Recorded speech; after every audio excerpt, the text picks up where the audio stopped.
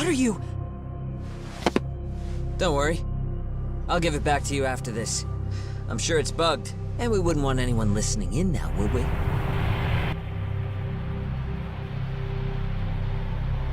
We'll take a few laps around the block, and then drop you back off at the hospital.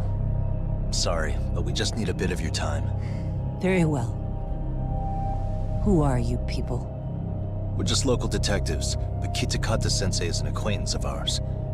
We know about Mitsuru-kun, and we know that 5 years ago, a man named Shinya Kawai mysteriously disappeared and died. I have no idea what you're saying. But you do. I know how this must come across right now, so I assure you, we aren't the ones posing a threat. Fine. What is it you want, then? All I want is the truth. In your own words. About Shinya Kawai, and how you carried out his murder. You're mistaken. I didn't do it.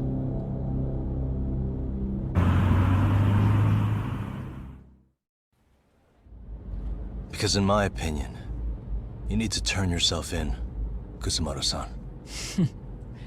You want me to admit to manslaughter? You think I killed a real man? I say he was less than one. Shinya Kawai.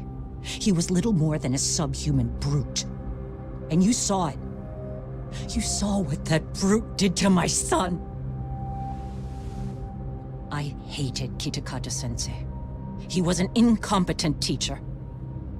An idiot who turned a blind eye to Mitsuru being tortured. But that changed when he suddenly showed up 8 years later. And then he showed me that video. He said, every bully in that video, they deserved to be punished. That it was the only way to get closure. You took him up on it? But you of all people should have known better. True. You're right about that. I struggled with it quite a bit. It's an unconscionable act, no matter how deep your animosity runs. But Kitakata-sensei's words hung on. I couldn't get them out of my head. I saw for myself. I went to Kamurocho, where I'd heard Kawai was working, at a girls' bar. So you know, after Mitsuru jumped that day, Kawai came to me in tears to apologize. I hadn't seen him in all that time. If he'd frozen in place when he saw me, if he'd been the slightest bit apologetic, I might have been able to stay my hand. I take it he didn't do any of that. Right. He didn't even recognize my face. And that's hardly the worst part of it, actually. When he saw me, he took me for some bawdy cougar on the prowl for young men. If you've got the cash, I'll show you a good time, he said. All those tears he'd shed years earlier were a farce. But I knew that. Deep down, I'd already known that. That was it. That was the moment I lost all doubt about killing him. And as for those other kids who bullied Mitsuru, they should thank me they didn't share his fate.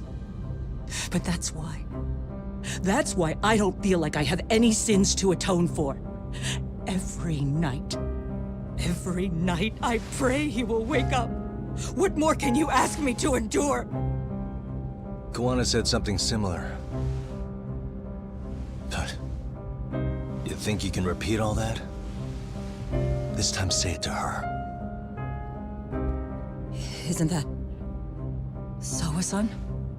You and Kawana can congratulate yourselves. You got vengeance on a monster. But what you're choosing not to see is that your actions had consequences for her. It's vicious. I've seen this before. Justice for one at the cost of another. Someone innocent always pays the price. I won't just sit here and watch as history tries to repeat itself. This phone isn't being traced by anyone. So, if you have a change of heart, just give me a call before you turn yourself in.